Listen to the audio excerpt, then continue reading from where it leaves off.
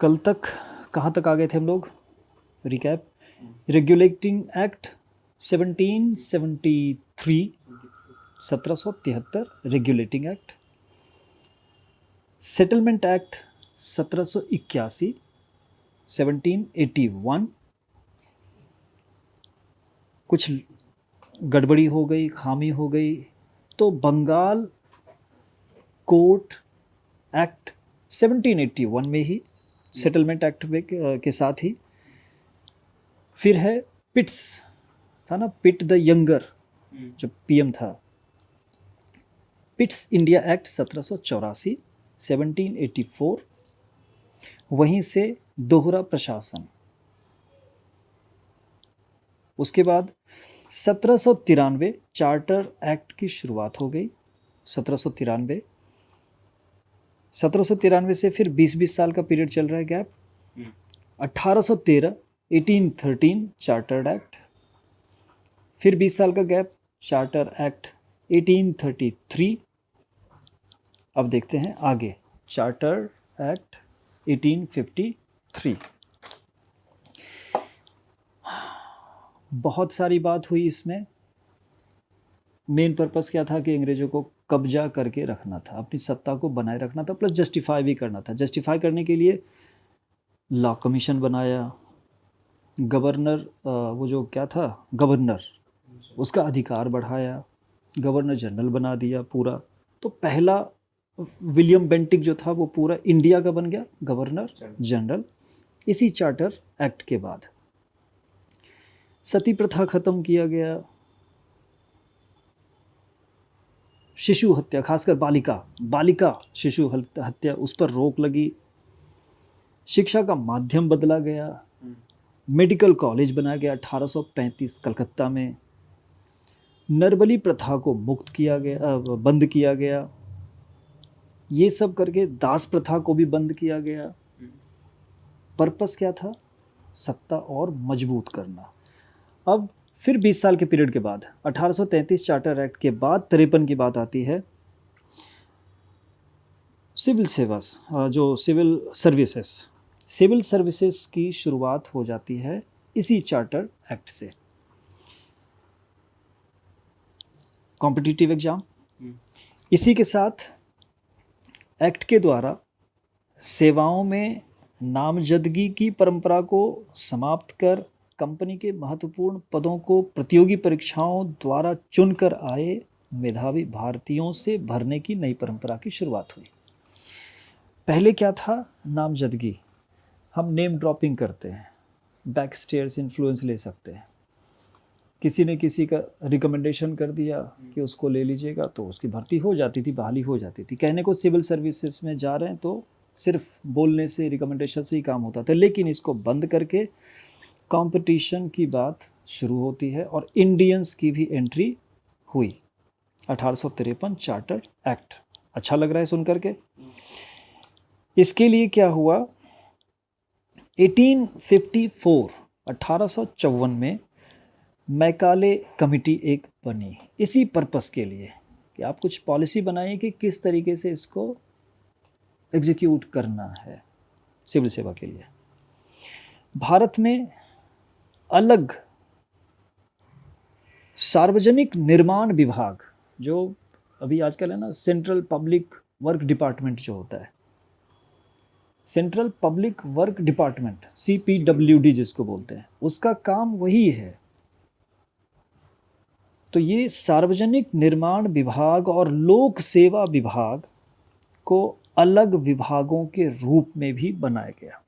यानी पहला जब सिविल सर्विसेज की बात हो गई तो सिविल सर्विसेज में जाने वाले जो ऑफिसर्स होंगे उनका काम क्या होगा? एडमिनिस्ट्रेशन संभालना। जब एडमिनिस्ट्रेशन संभालेंगे तो उनको छोटे छोटे अंग चाहिए काम करने के लिए, जो एक सार्वजनिक जगहों पे निर्माण का काम जो करेगा, बिल्डिंग्स वगैरह, और दूसरा लोक सेवा, पब्लिक सर्विस कमीशन अलग से होगा, PSCs, उसके लिए भी किया गया। और मैकाले समिति पहले ही आ गई 1854 में।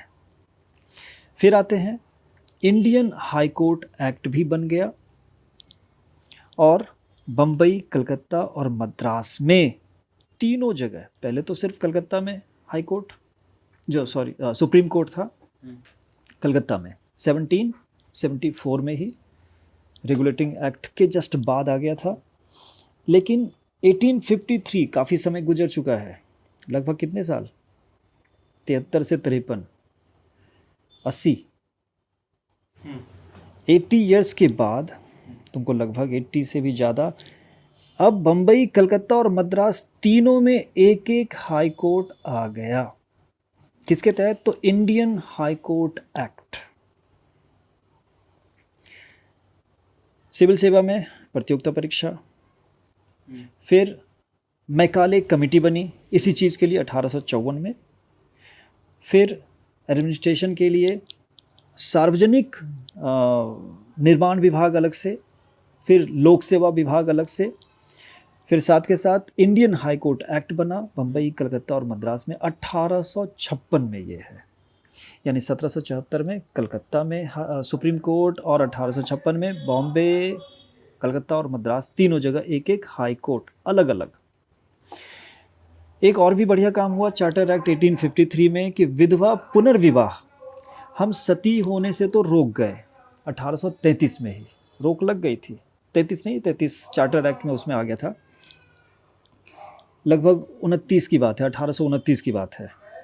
और 1856 के बाद विधवा पुनर्विवाह की भी बात उठी, नियम बना।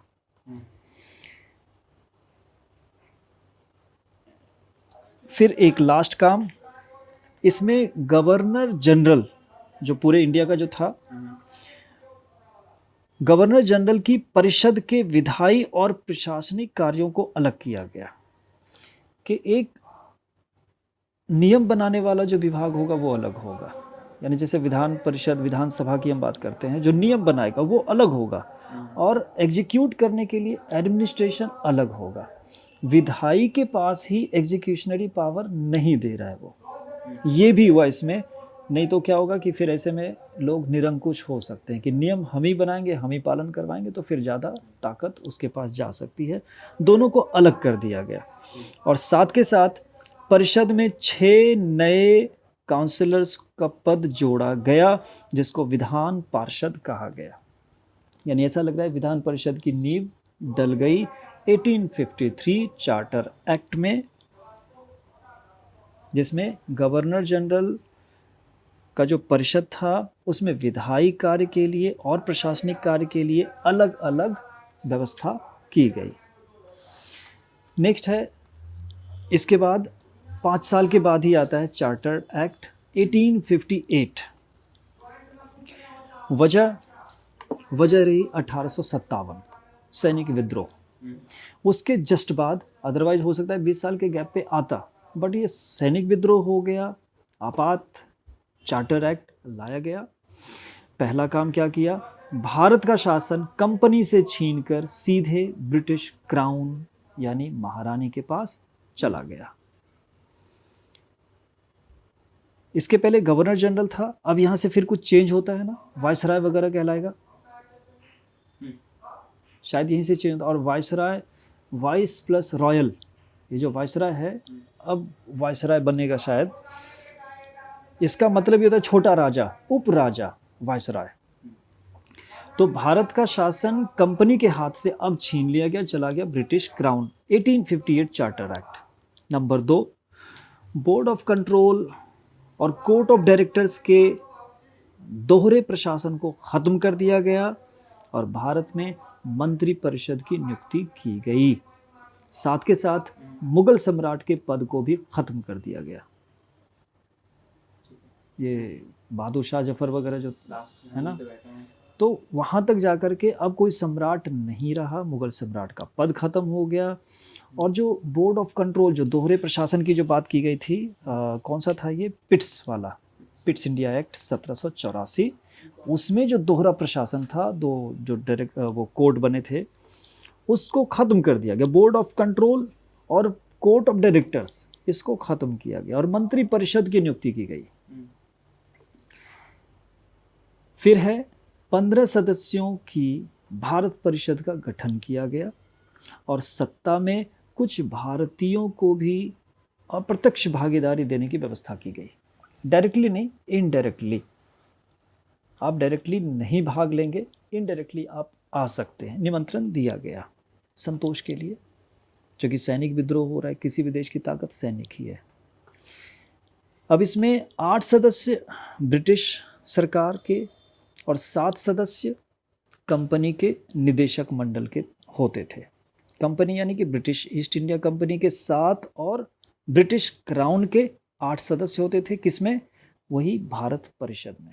यानी भारत परिषद जो मंत्रि परिषद की जो नियुक्ति की गई, उसमें टोटल सदस्यों की संख्या 15, 8 ब्रिटिश क्राउन का और 7 कंपनी का। ये शेयर हो गया 51 और 49% वाला। अगला, भारतीय मामलों पर ब्रिटिश संसद का प्रत्यक्ष नियंत्रण हो गया, चूंकि कंपनी से छीन लिया गया।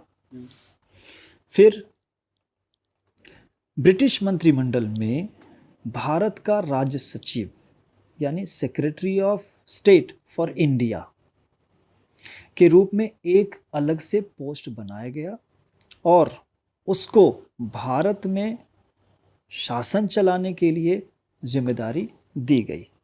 यानी अब सेक्रेटरी होता था जो क्राउन को रिपोर्ट करेगा regarding ruling position in India. Clear है? भारत का राज्य सचिव। नेक्स्ट, अपराध नियम लागू किया गया। जब अपराधियों के लिए कोई खास नियम नहीं रहा होगा, अपराध नियम संहिता अलग से लागू की गई। क्रिमिनल लॉ एंट्री होती है। फिर है एक खास चीज, डॉक्ट्रिन ऑफ लैप्स आता है, व्यक्तिगत सिद्धांत यानी मिला लेना, विलय कर लेना। जैसे केमिस्ट्री में ना सॉल्यूशन क्या है, सॉल्वेंट और सोल्यूट, उसी तरीके से छोटे छोटे राज्य को अपने में मिला लेना। ये है डॉक्ट्रिन ऑफ लैप्स। कोलैप्स जैसे है, बिखर गया, लैप्स मिल गया। तो व्यक्तिगत सिद्धांत यानी राज्य विलय की अंग्रेजी नीति को खत्म कर दिया गया इसी चार्टर एक्ट 1853 में। ठीक है, डॉक्ट्रिन ऑफ लैप्सेस खत्म 1858। डॉक्ट्रिन ऑफ लैप्स खत्म हो गया ऐसे? हाँ, अच्छा, इस नीति को, अंग्रेजी नीति थी ये मिलाने का काम, कॉलोनाइजेशन जो चल ही रहा था वो। तो डॉक्ट्रिन ऑफ लैप्स ये कहता था कि अगर कोई किसी राजा का अगर कोई एयर नहीं है तो अगर उसका एयर ही नहीं होगा तो जैसे ही हटे, जैसे ही राजा मर जाएगा तो सीधे ब्रिटिश इंडिया कंपनी के पास आ जाएगा। यस।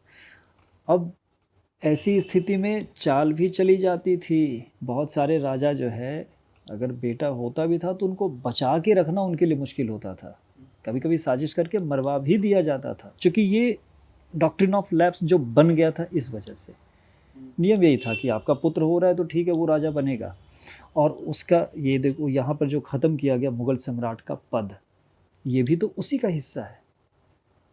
जब राजा का पद ही ख़त्म कर देंगे तो फिर अब राजा का बेटा कोई नहीं रहेगा तो वो तो जुड़ेगा ही जुड़ेगा।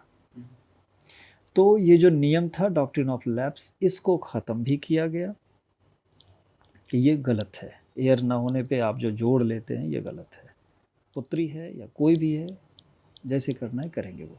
इसके बाद सब कुछ ही खत्म हो गया था, मतलब इसका तो इंडिया का तो हाँ, वो राजा रानी की बात ख़त्म ही है लगभग, सब टेक ओवर ले लिया था। इसके बाद से तो फिर स्वतंत्रता संग्राम वाली बात शुरू हो जाती है। तो वही 1857 का विद्रोह, यहीं से जो बेस आ गया है। तो डॉक्ट्रिन ऑफ लैप्स क्लियर है। आगे इसमें भारत का जो गवर्नर जनरल, जो पहला कौन था, विलियम बेंटिक, उसका नाम बदलकर अब कर दिया गया वायसराय। वही जो वाइस प्लस रॉय, वाइस उप, और रॉय मीन्स रॉयल, राजा। उस समय के गवर्नर जनरल थे लॉर्ड कैनिंग, उसी को वायसराय बना दिया गया। तो पहला वायसराय लॉर्ड कैनिंग। इसके बाद आता है 58 के बाद। अब चूंकि मंत्रिपरिषद बन चुका है, ब्रिटिश संसद के पास बात चली गई है, भारत का अपना सेक्रेटरी हो गया जो रिपोर्ट करता था। तो अब जो भी नियम बनेगा वो भारत के नाम पे बनेगा। पहले तो चार्टर बनता था, कंपनी को एक अधिकार पत्र दे दिया गया राजा महाराजा महारानी की तरफ से, वहाँ ब्रिटिश क्राउन की तरफ से, लेकिन अब जो भी बनता था वो भारत का ठप्पा लग गया। भारत शासन अधिनियम, इंडियन एडमिनिस्ट्रेटिव एक्ट 1861। अब 1861 भारत शासन अधिनियम। इसमें खास बात, लॉर्ड कैनिंग जो पहले वायसराय बने, उसने डिपार्टमेंटल सिस्टम की शुरुआत की। अलग अलग विषयों के लिए अलग अलग डिपार्टमेंट। फिर जो गवर्नर जनरल थे उसको पहली बार अध्यादेश जारी करने की शक्ति दी गई। भारत का वायसराय हो गया, लेकिन बाकी जो प्रेसिडेंसीज थी उसमें गवर्नर जनरल रहा। गवर्नर जनरल के ऊपर आ गया वायसराय, और गवर्नर जनरल को अब अध्यादेश जारी करने का पावर दिया गया इसी 1861 में। गवर्नर जनरल को बंगाल, फिर पंजाब में अलग से विधान परिषद भी स्थापित करने का पावर इसमें दिया गया। 1861 कैनिंग का काम पहला क्या रहा, अलग अलग डिपार्टमेंट अलग अलग कामों के लिए। दूसरा, गवर्नर जनरल को थोड़ा पावर दिया गया कि आप अध्यादेश जारी कर सकते हैं। उसको क्या कहते हैं अध्यादेश को?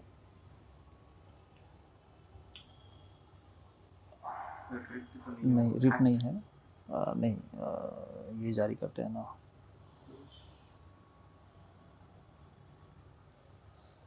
ऑर्डिनेंस।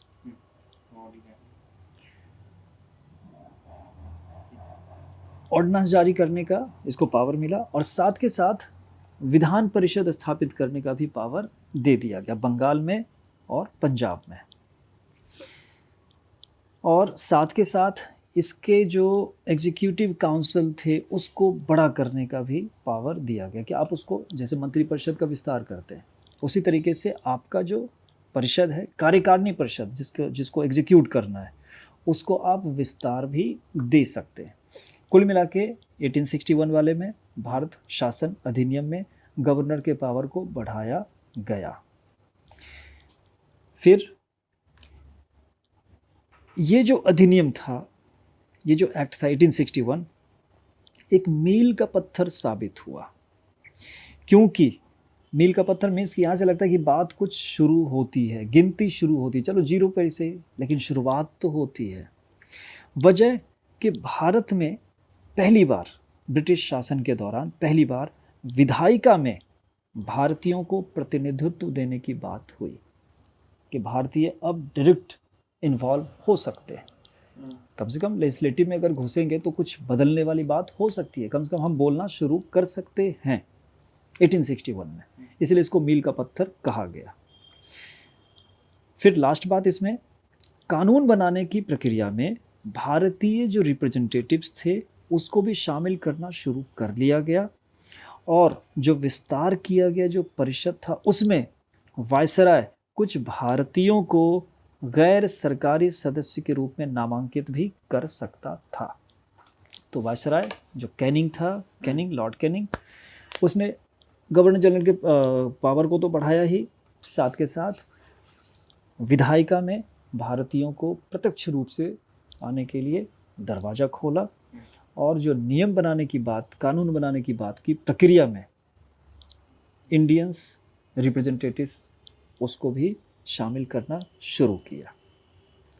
प्लस कुछ भारतीयों को गैर सरकारी सदस्य के रूप में नामांकित भी कर सकता था। सरकार में रह करके जैसे काम करते हैं वैसे करने का अधिकार तो नहीं है, लेकिन हाँ आप बोल सकते हैं, सुझाव दे सकते हैं। 1862 में लॉर्ड कैनिंग ने 3 भारतीयों को विधान परिषद में मनोनीत किया। जो बात ऊपर कही गई, 3 भारतीय जिसको शामिल किया गया वो थे पटियाला के महाराजा, बनारस के राजा, और एक हैं दिनकर राव।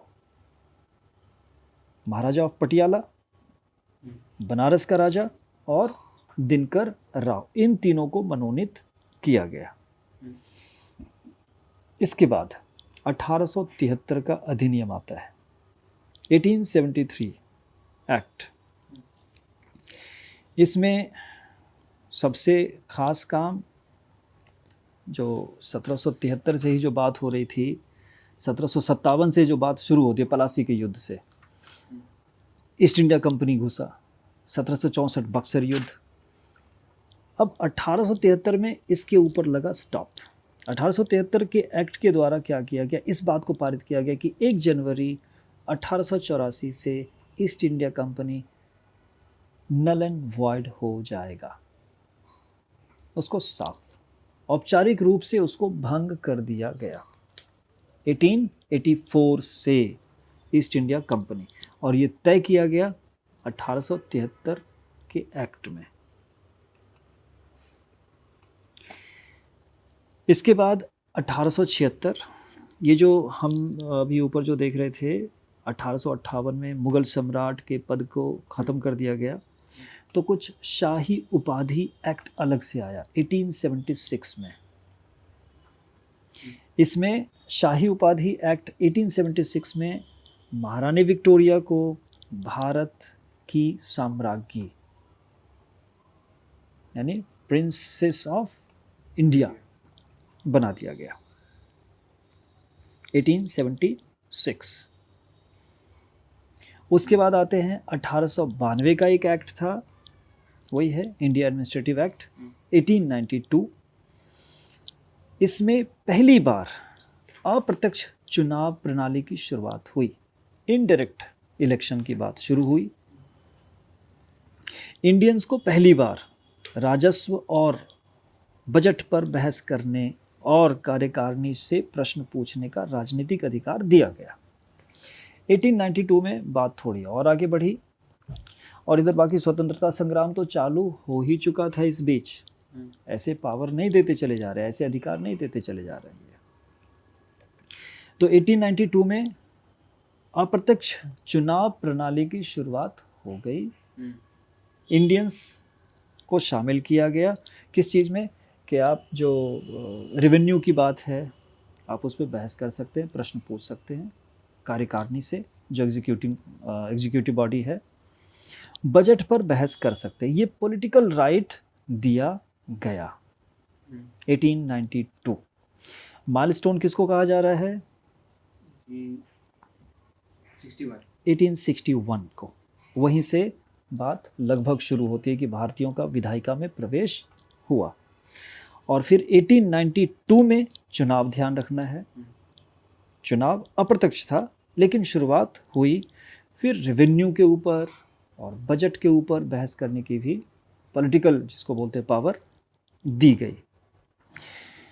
अब नामी गिरामी जो कुछ सुधार आता है, जैसे मार्ले मिंटो आता है, मिंटो मार्ले सुधार 1909। अब मिंटो मार्ले सुधार में देखेंगे खास बात कि भारतीयों की भारत सचिव और गवर्नर जनरल की कार्यकारिणी परिषदों में पहली बार नियुक्ति की गई।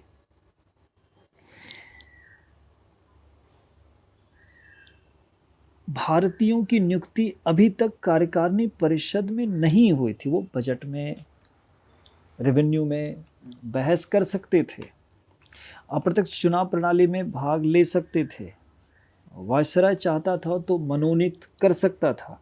बट इसमें क्या है, अब उसकी नियुक्ति भी शुरू की गई इंडियंस के, डायरेक्ट इन्वॉल्वमेंट। हाँ, डायरेक्ट इन्वॉल्वमेंट इसमें हो गया। किसके कार्यकारिणी परिषद में आ गया, गवर्नर जनरल के कार्यकारिणी परिषद में इंडियंस को पोस्ट दिया जाने लगा। 1909 मिंटो मार्ले सुधार। इसके बाद लॉर्ड मिंटो को सांप्रदायिक निर्वाचन का जनक भी कहा जाता है। लॉर्ड मिंटो को सांप्रदायिकता को वैधानिकता प्रदान करने के कारण सांप्रदायिक निर्वाचन का जनक, ये जो झगड़ा हुआ ना कि सांप्रदायिकता को हमने क्या कर दिया, लीगलाइज कर दिया एक तरह से। संप्रदायवाद, बांटना है, बांटेंगे तो यूनिटी को हम तोड़ सकते हैं। इसी वजह से लॉर्ड मिंटो को सांप्रदायिक निर्वाचन का जनक, कि चुनाव तो होगा लेकिन सांप्रदायिक बेस पे होगा, हिंदू सीट से हिंदू ही खड़ा होगा, मुस्लिम सीट से मुस्लिम, ये लॉर्ड मिंटो को जाए ये उपाधि जा रही है। उसके बाद इसमें मिंटो मॉर्ले में पहली बार मुसलमानों के लिए अलग से निर्वाचन की व्यवस्था, ये बात आ ही गई पहले ही कि सांप्रदायिक निर्वाचन का जनक लॉर्ड मिंटो। ये किस लिए किया गया? खास करके फूट डालो और राज करो के तहत। फिर प्रांतीय विधान परिषदों की संख्या को बढ़ाया गया, जनसंख्या के आधार पे प्रांतीय विधान परिषद की संख्या बढ़ा दी गई, विधान परिषदों की संख्या ही बढ़ा दी गई। पहला भारतीय, इसको नोट कर लेना अच्छे से, सत्येंद्र प्रसाद सिन्हा, SN सिन्हा, ये वो पहले इंडियन हैं जो वायसराय की कार्यपालिका परिषद, एग्जीक्यूटिव काउंसिल के सदस्य बनने वाले पहले भारतीय हैं। Satyendra Prasad Sinha, SP Sinha, SP Sinha viceroy की कार्यपालिका परिषद के पहले भारतीय सदस्य।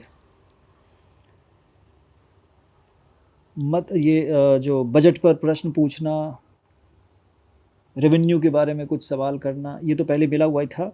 इसी के बारे में और भी थोड़ा कि केंद्रीय और प्रांतीय विधान परिषदों को बजट पर वाद विवाद करने का पहली बार अधिकार मिला, सप्लीमेंट्री क्वेश्चन पूछने का अधिकार मिला, वोट डालने का भी अधिकार मिला, और साथ के साथ सार्वजनिक हित के विषय में प्रस्ताव पेश करने का भी अधिकार मिला। ये खास है। SP सिन्हा इधर से वायसराय की कार्यपालिका परिषद में पहले भारतीय सदस्य बने, और अधिकार क्या क्या था जो मेंबर्स थे उनको, कि केंद्रीय जब बजट पेश हो रहा है और प्रांतीय विधान परिषद में भी जब बजट पेश हो रहा है तो उसमें आप बहस कर सकते हैं, क्वेश्चन पूछ सकते हैं, वोट डाल सकते हैं और प्रस्ताव भी पारित कर सकते हैं जो आपको लगता है सार्वजनिक हितों के बारे में है। अब इसमें लास्ट देखेंगे एक मॉन्टेग्यू चेम्सफोर्ड सुधार। मॉन्टेग्यू चेम्सफोर्ड सुधार, इसके पहले जो मॉर्ले और मिंटो सुधार नाम दिया गया, जाहिर सी बात है कि लॉर्ड मिंटो और लॉर्ड मॉर्ले के नाम पे है। और मिंटो था वायसराय, यानी कि मिंटो सीनियर टू मॉर्ले। ये जो मॉर्ले था, लॉर्ड मॉर्ले, सेक्रेटरी टू, वो सेक्रेटरी ये था, और ये था मिंटो वायसराय। उसी तरीके से मॉन्टेग्यू चेम्सफोर्ड की बात करें तो जो मॉन्टेग्यू थे वो राज्य सचिव थे, सेक्रेटरी ये थे, और चेम्सफोर्ड हो गए थे वायसराय। तो इन दोनों ने मिलके जो अधिनियम बनाया उसको नाम दे दिया गया। 1919 में आया था मॉन्टेग्यू चेम्सफोर्ड ये क्या बोलते हैं उसको, रिफॉर्म, सुधार। इन दोनों ने ब्रिटिश पॉलिसीज़ के उस उद्देश्य को पूरा करने की कोशिश की जिसके अनुसार भारत में एक रिस्पॉन्सिबल एडमिनिस्ट्रेशन का लक्ष्य रखना और प्रशासन में भारतीयों की भागीदारी को बढ़ाना था। इन दोनों ने थोड़ी जिम्मेदारी वाली बात की कि एक रिस्पॉन्सिबिलिटी फिक्स करने का समय आ गया है और ये जिम्मेदारी ब्रिटिश की है, ये उन्होंने समझा। Viceroy Chelmsford, Montagu secretary. इसीलिए भारतीयों का जो वो IAS वगैरह का जो एग्ज़ाम था कब से शुरू हो गया था, वो 1853 चार्टर एक्ट 1853, और 1919 में मॉन्टेग्यू चेम्सफोर्ड सुधार में भी इस बात को कहा गया। इसमें खास बात कि पहली बार लोक सेवा आयोग का गठन अब प्रावधान के तहत कर दिया गया। अब पीएससी की स्थापना हो गई। इसके तहत 1926 में ली कमीशन एक जो बैठा था उसने कुछ रिकमेंडेशन दिया। उसके तहत जो दिया गया नियम रिकमेंडेशन में, केंद्रीय लोक सेवा आयोग सेंट्रल पब्लिक सर्विस कमीशन का गठन कर दिया गया। नोटेड। 1919 में मॉन्टेग्यू चेम्सफोर्ड सुधार में ही ये बात कर दी गई कि अब भारतीयों को प्रत्यक्ष रूप से प्रशासन में आने दिया जाना चाहिए। ली कमीशन आ गया 1926 में, जिसने संस्तुति दी, सिफारिश यानी रिकमेंडेशन क्या दिया, केंद्रीय लोक सेवा आयोग के गठन का, सेंट्रल पब्लिक सर्विस कमीशन। इसके तहत फिर एक काम और भी क्या किया गया कि शासन प्रणाली जो था प्रांतों में डुअल शासन प्रणाली, द्वैध शासन, दो उपवर्ग में बांट दिया गया। द्वैध शासन में दो सब ग्रुप्स में बांटा गया। पहला रिजर्व्ड सब्जेक्ट्स और दूसरा हस्तांतरित, जिसको हम जैसे अभी कौन कौन सा कहते हैं ना, संवर्ती सूची, राज सूची और संघ सूची। स्टेट कॉन्करेंट लिस्ट, हाँ, सेंट्रल, स्टेट सेंट्रल और कॉन्करेंट लिस्ट, हाँ, कंकरेंट वाला जो दोनों का मिला हुआ है। तो इसमें एक आरक्षित विषय कर दिया गया और एक हस्तांतरित विषय कर दिया गया। आरक्षित में कौन है? वित्त, न्याय, पुलिस, भूमि टैक्स, अकाल सहायता, पेंशन, जो बड़ा जो खास है सारा का सारा, वो आरक्षित रख दिया गया। और हस्तांतरित में शिक्षा, चिकित्सा, कुछ जो एक्साइज ड्यूटी वगैरह जो होती है वो, माप तौल, धार्मिक, दान, पुस्तकालय, इस हस्तांतरित में कोई खास चीज नहीं है। आरक्षित में सारा का सारा चला गया, डुअल सिस्टम आ गया।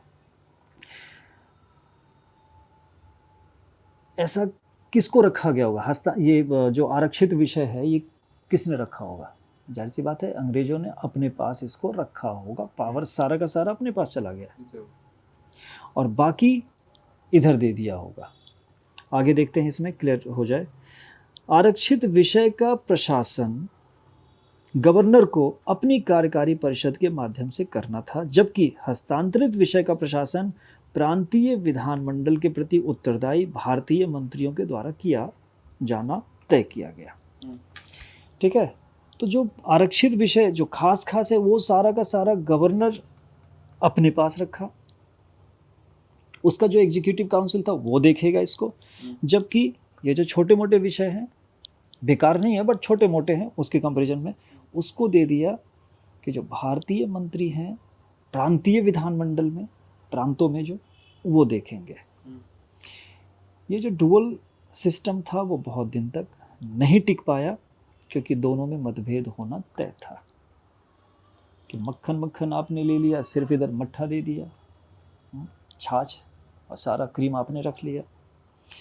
तो 1935 के एक्ट के द्वारा इस डुअल एडमिनिस्ट्रेशन सिस्टम को ख़त्म ही कर देना पड़ा। ये आया था कब? 1926 के बाद चूँकि ली कमीशन वगैरह आ गया था और ज़्यादा दिन नहीं चला। 35 एक्ट जब आता है उसमें इसको नल एंड वॉइड ही कर दिया गया। भारत का जो सचिव था, सेक्रेटरी, उसको पहली बार ये अधिकार भी मिला इसी दौरान मॉन्टेग्यू चेम्सफोर्ड सुधार में, कि वो किसी भारतीय को महालेखा परीक्षक नियुक्त कर सकता है। कैग, अच्छा, ठीक है। यानी कैग के रूप में वो नियुक्त कर सकता है सेक्रेटरी किसी इंडियन को। बात बहुत हद तक धीरे धीरे पहुंच रही है, पावर बढ़ रहा है तो आज़ादी की तरफ बढ़ ही रहे हैं। फिर खास बात, केंद्र में सेंटर जहाँ पर भी था, द्विसदनात्मक है ना, बाइकैमरल। बाइकैमरल जो लेजिस्लेटिव है उसकी स्थापना कर दी गई, वही द्विसदनीय लोकसभा और राज्यसभा वाली बात, जिसमें राज्य परिषद और दूसरा था केंद्रीय विधानसभा। तो अभी उसको राज्यसभा कह रहे हैं, बट पहले था स्टेट काउंसिल, और अब आ गया है क्या है वो उसका राज्यसभा को legislative assembly, house of states ऐसे कहते हैं ना। तो अभी जो राज्यसभा है वो पहले राज्य परिषद था, बाकी लोकसभा वैसे ही है, केंद्रीय विधानसभा। तो विधानसभा और राज्य परिषद, बाइकैमरल सिस्टम तो था ही। बजट पर स्वीकृति देने के लिए अधिकार निचले सदन को ही प्राप्त था, आज भी वही हाल है। बजट पर स्वीकृति, जो भी धन विधेयक की बात आती है, मॉनेटरी बिल, मनी बिल की बात आती है, तो वो लोकसभा से ही होता है, निचला सदन है, लोअर हाउस। और राज्य परिषद के सदस्यों की संख्या कुल थी 60, 34 होते थे निर्वाचित, यानी चुन करके आते थे, वचन बोल करके नहीं आए, उनको चुना जाना था, 5 साल के लिए होता था। और केंद्रीय विधानसभा के सदस्यों की संख्या थी 144, जिसमें सिर्फ 40 को मनोनीत किया जाता था और बाकी चुन करके आते थे, और सिर्फ 3 साल के लिए होते थे। तो अब राज्य परिषद यानी राज्यसभा अपर हाउस हो गया, उसमें टोटल 60, ये ध्यान रखना है। और दूसरा केंद्रीय विधानसभा में देखते हैं, इसमें संख्या ज़्यादा है, 144। राज्य परिषद के जो सदस्य होते थे उनका कार्यकाल 5 साल का, और इनका टेन्योर 3 साल का। बाइकैमरल सिस्टम चालू है। अधिकार की बात करें तो दोनों सदन के सदस्यों को अधिकार लगभग बराबर थे, लेकिन बजट की स्वीकृति के लिए सिर्फ वही केंद्रीय विधानसभा से ही काम हो जाता था। 1919 का जो सुधार जिसकी बात कर रहे हैं, उसमें एक खास बात और हुई कि महिलाओं को पहली बार वोट देने का अधिकार मिल गया, सफरेज। तो सफरेज राइट जो मिला महिलाओं को पहली बार, इसी के तहत मिल गया था। आगे देखते हैं।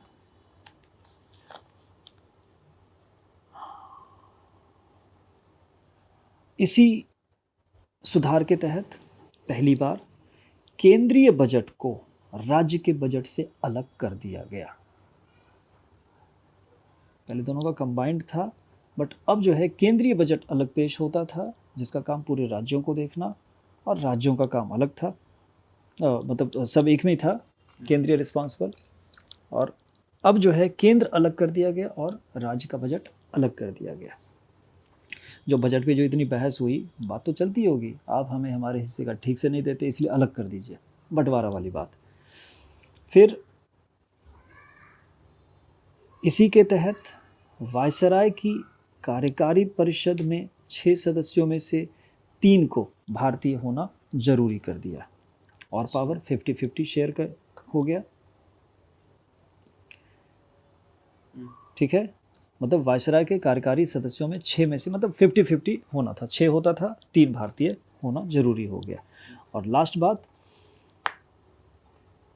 ये जो मिंटो मॉर्लेस सुधार जो आया था, सांप्रदायिकवाद जो हुई, उसमें जो अलग निर्वाचन व्यवस्था के कारण हिंदू मुस्लिम जो वैमनस्यता, आपस में वैर भाव को बढ़ावा मिला। इसके बारे में आगे देखा जाएगा। तो कुल मिला के मॉन्टेग्यू चेम्सफोर्ड सुधार बहुत हद तक भारत और भारतीयों को बहुत हद तक पावर मिल चुका है। अब यहाँ से बात बन जाती है सत्ता हस्तांतरित होने की। चलो, तो भारत का इतिहास, ये संवैधानिक जो सफ़र है, इसको यहीं पे रोकेंगे, और अब थोड़ा सा लास्ट करेंगे बुक्स एंड ऑथर्स। कल वाले को रिपीट करेंगे और आज थोड़ा सा जोड़ेंगे। पुस्तक लेखक कल वाले को हल्का सा रिपीट मारेंगे, जहाँ पे दिक्कत होगा बता देना। पंचतंत्र बोलते चले जाओ। पंचतंत्र विष्णु शर्मा। प्रेम वाटिका रसखान, प्रेम रस, प्रेम वाटिका रसखान, मृच्छकटिकम, सूक्ष्म शूद्रक, शूद्र, यहाँ पे इसको देखते चले जाना, मृच्छकटिकम, शूद्रक, कामसूत्र, कामसूत्र, वत्स्यायन, अच्छा बात है, दायभाग, जिमुतवाहन, जिमुतवाहन, जिमुतवाहन, नेचुरल हिस्ट्री, ये पिल्लो प्लिनी, दशकुमार चरितम और अवंती सुंदरी, दंडी, बुद्धचरितम, अश्वघोष, कादंबरी, बाणभट्ट, अमरकोश, अमर सिंह, शाहनामा, फिरदौसी, साहित्य लहरी और सूरसागर, सूरदास, हुमायूंनामा, गुलबदन बेगम, नीति शतक, श्रृंगार शतक और वैराग्य शतक, भर्तृहरि, चित्रांगदा, गीतांजलि, विसर्जन, गार्डनर, हंग्री स्टोन्स, गोरा, चांडालिका, ये सारा रविंद्रनाथ टैगोर का, भारत भारती, मैथिली शरण गुप्त, खुशवंत सिंह के 3, Indira Gandhi returns, the company of women और दिल्ली, सखाराम बाइंडर, विजय तेंदुलकर का, भगवद गीता और महाभारत, वेद व्यास का, कामायनी, आंसू और लहर, कामायनी, आंसू और लहर, जयशंकर प्रसाद का, मुद्रा राक्षस, विशाख दत्त, राजतरंगिनी, कलहन, अर्थशास्त्र, चाणक्य, कौटिल्य जिसको बोल रहे हैं, और कालिदास का कुमार संभवम, रघुवंशम, अभिज्ञान शाकुंतलम, ये कालिदास। थोड़ा सा ऐड करेंगे आज, अग्निवीणा, अग्निवीणा, इसको रिकॉर्ड, अग्निवीणा, काजी नजरुल इस्लाम, काजी नजरुल इस्लाम, अग्निवीणा। कबीरदास की 3 किताबें बोलें उसको, बीजक है, सबद है और रमैनी है। बीजक, बीज वही जैसे अल्जेब्रिक इक्वेशन की बात करते हैं, फार्मूला की बात करते हैं, सूत्र की बात किए थे अभी ऋग्वेद में जो, तो कबीरदास का वही है बीजक, गागर में सागर वाली बात है।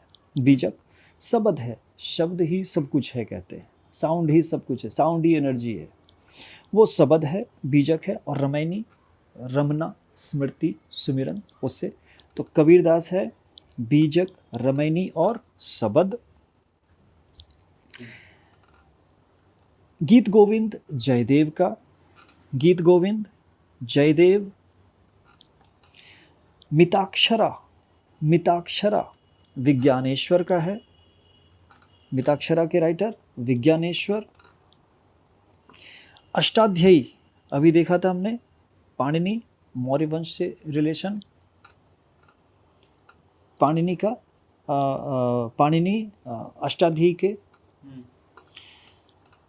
यामा, यामा महादेवी वर्मा ने लिखा, यामा महादेवी वर्मा। इटर्नल इंडिया, अमर भारत, इटर्नल इंडिया इंदिरा गांधी।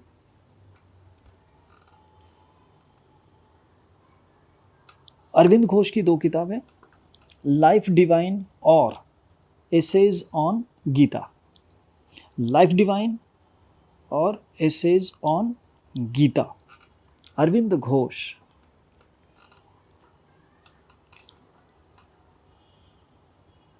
पद्मावत मलिक मोहम्मद जायसी का है, पद्मावत मलिक मोहम्मद जायसी।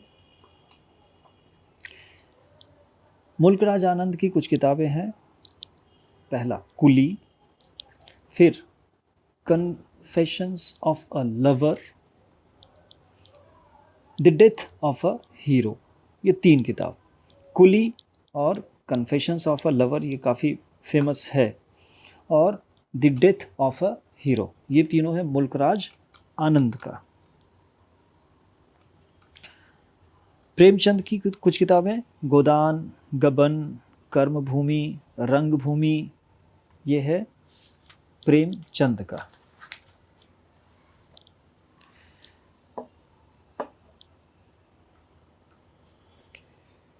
कितनी नावों में कितनी बार, ये है अज्ञेय। अज्ञेय, कितनी नावों में कितनी बार, अज्ञेय। और लास्ट करेंगे आर के नारायण की 3 किताब, the dark room, Malgudi days, guide और माई डेज, यानी my days, Malgudi days, the dark room और गाइड, आर के नारायण।